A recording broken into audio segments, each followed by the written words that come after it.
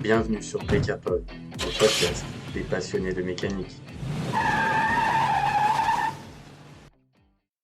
Bonjour à tous et bienvenue dans ce nouvel épisode de Mécapod. Je suis ravi de vous retrouver cette semaine pour vous parler d'un sujet qui m'a particulièrement intéressé, le moteur à hydrogène. Avant ça, je vous rappelle que le podcast est disponible sur YouTube, Spotify, Amazon et Apple. Je poste aussi régulièrement des informations complémentaires la semaine suivant la publication des épisodes sur mes réseaux sociaux Instagram et Facebook. J'ai aussi mis en ligne la partie blog de mon site internet dans laquelle vous retrouverez les transcriptions des épisodes ainsi que quelques photos. N'hésitez pas à vous y rendre et à inscrire votre mail dans la partie newsletter du site afin d'être tenu informé des nouvelles publications d'articles. Sans plus attendre, découvrons maintenant l'histoire du moteur à hydrogène qui est bien plus ancienne que ce que vous pensez. Pour commencer, un peu de physique. Qu'est-ce que l'hydrogène ? L'hydrogène est un atome, c'est le plus léger mais aussi le plus simple puisqu'il n'est constitué que d'un noyau contenant un proton et un électron. Et c'est l'élément le plus abondant de l'univers. Il représente 75% de la masse de l'univers et 2/3 de toutes les molécules de notre planète. Carburant des étoiles et des espaces vides entre les étoiles, l'hydrogène n'est pas une énergie primaire mais un vecteur énergétique.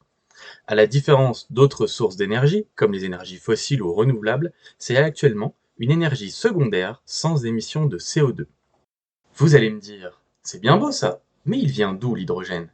Eh bien, les scientifiques pensent qu'il est l'un des 3 éléments produits lors du Big Bang. Nous devons la majeure partie de la chaleur de notre planète à l'hydrogène, car le processus de fusion nucléaire du Soleil convertit l'hydrogène en hélium. Sur Terre, il n'existe généralement pas par lui-même. Il doit donc être produit à partir de composés qui le contiennent, par exemple à partir de l'eau que l'on nomme H2O. Il existe en très faible pourcentage dans l'atmosphère terrestre. Ce pourcentage réduit est dû à sa faible densité. La gravité de la Terre n'est pas capable de le retenir et il s'échappe donc dans l'espace.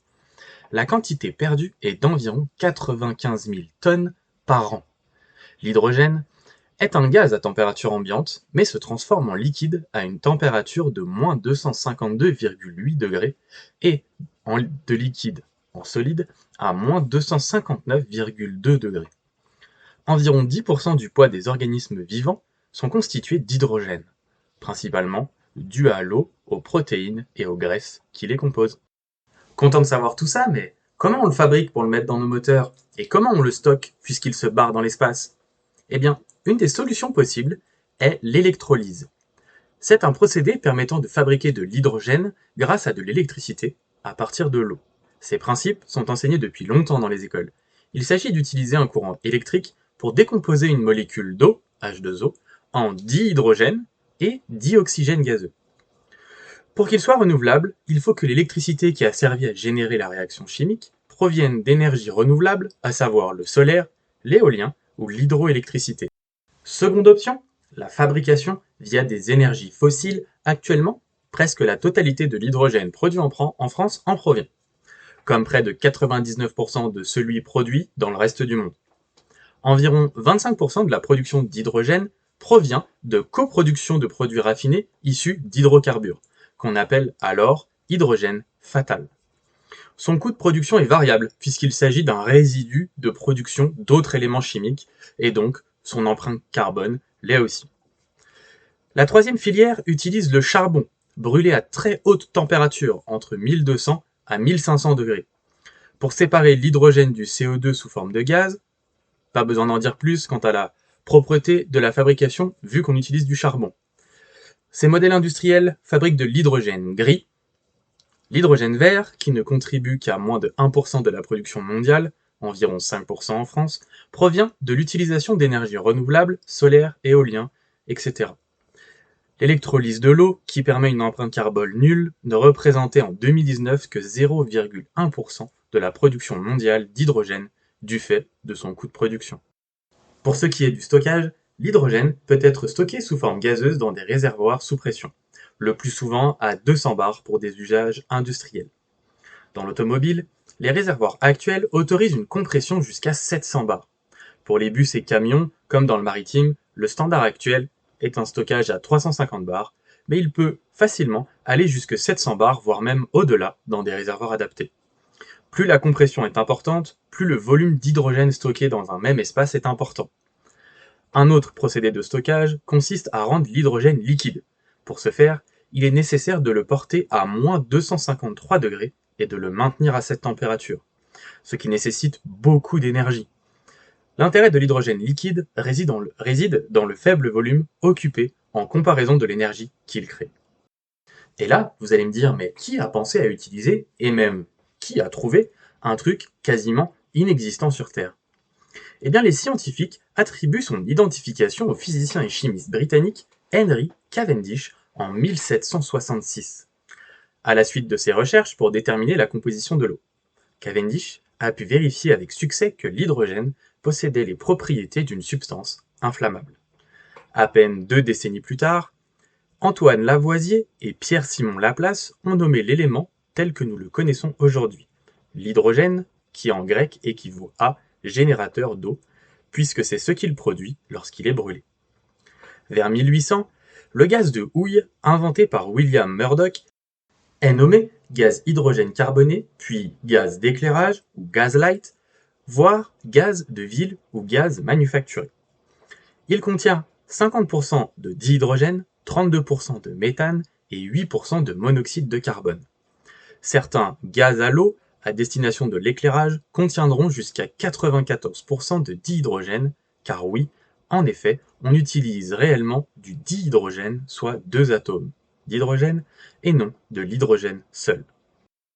Je parle de l'hydrogène depuis un petit moment, mais on ne sait toujours pas l'histoire du moteur, ni même son fonctionnement. Eh bien, fait intéressant, la première tentative d'application d'un moteur à combustion interne à une voiture impliquait de l'hydrogène que l'on attribue au Français François Isaac de Rivaz.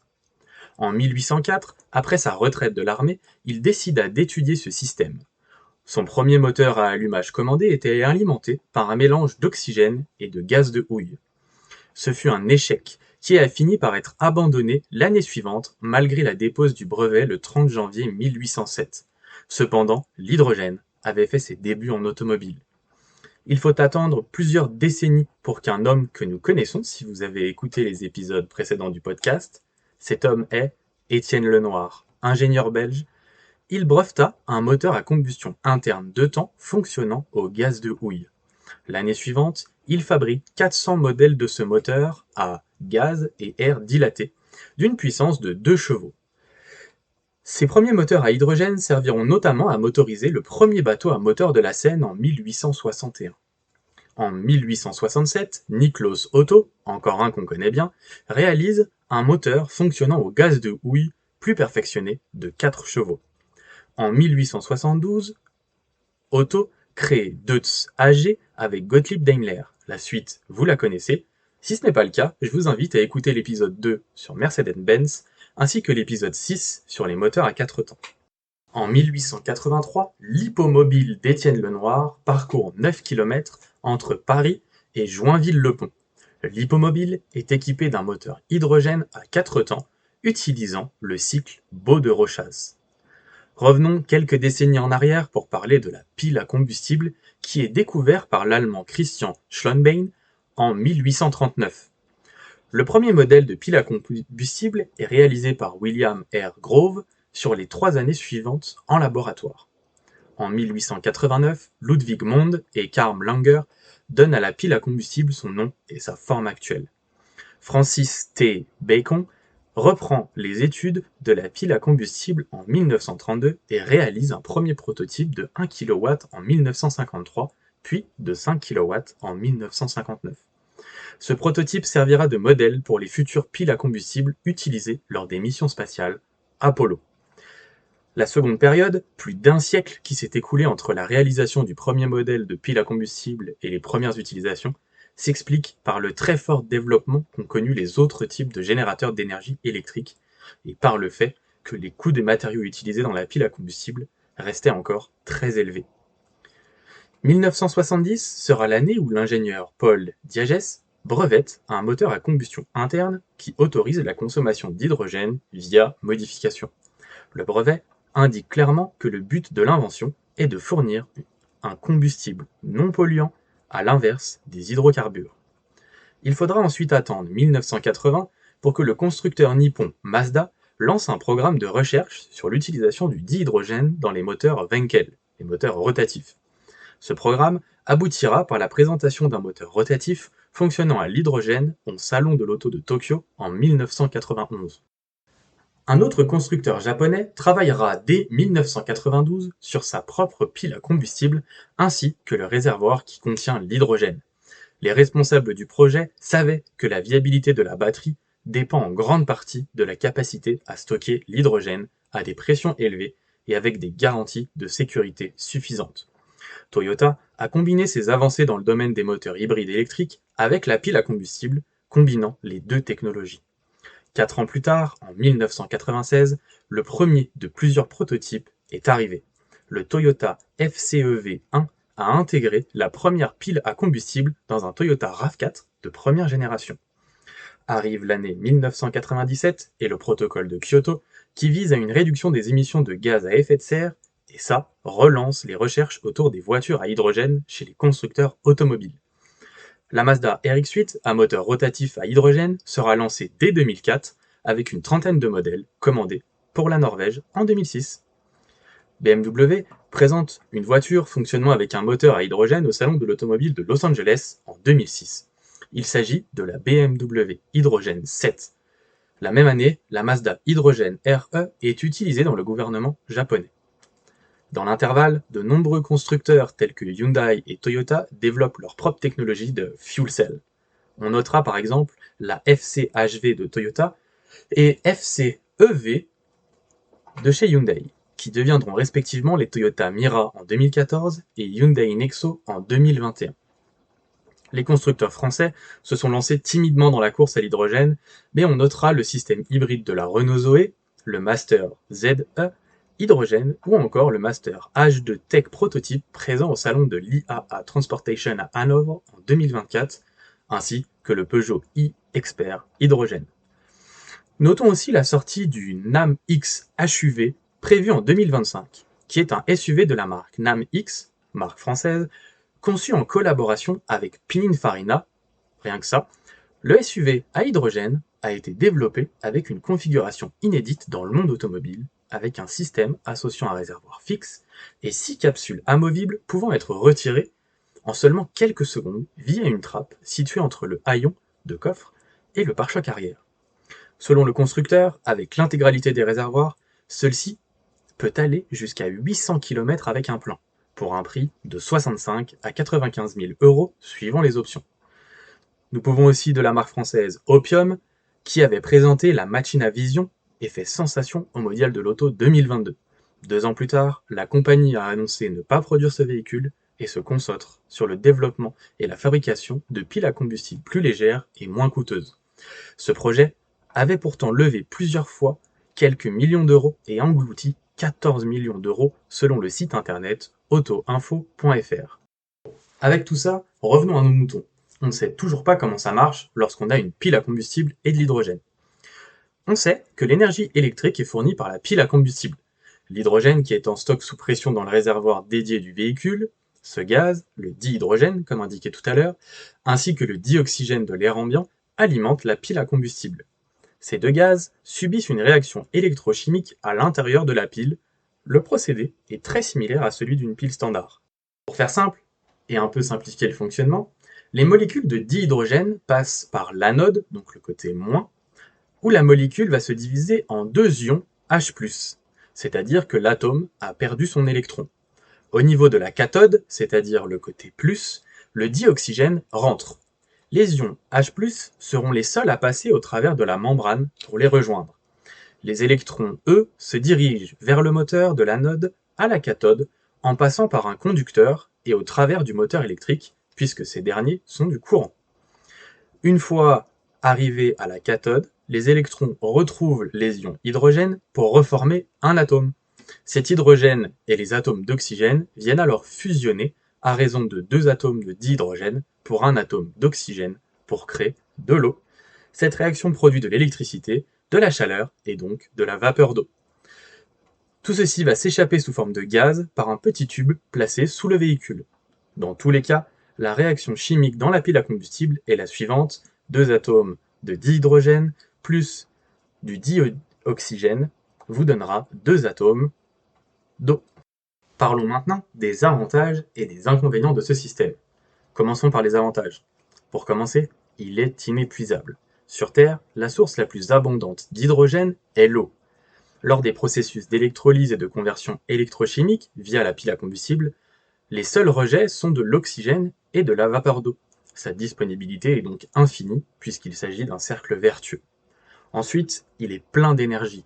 Bien que la masse volumique soit très faible, ce qui oblige à le compresser ou à le liquéfier, l'hydrogène présente une densité énergétique exceptionnelle.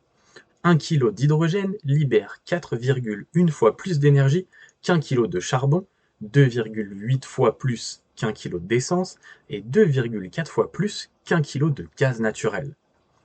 Il est aussi le meilleur allié des énergies renouvelables.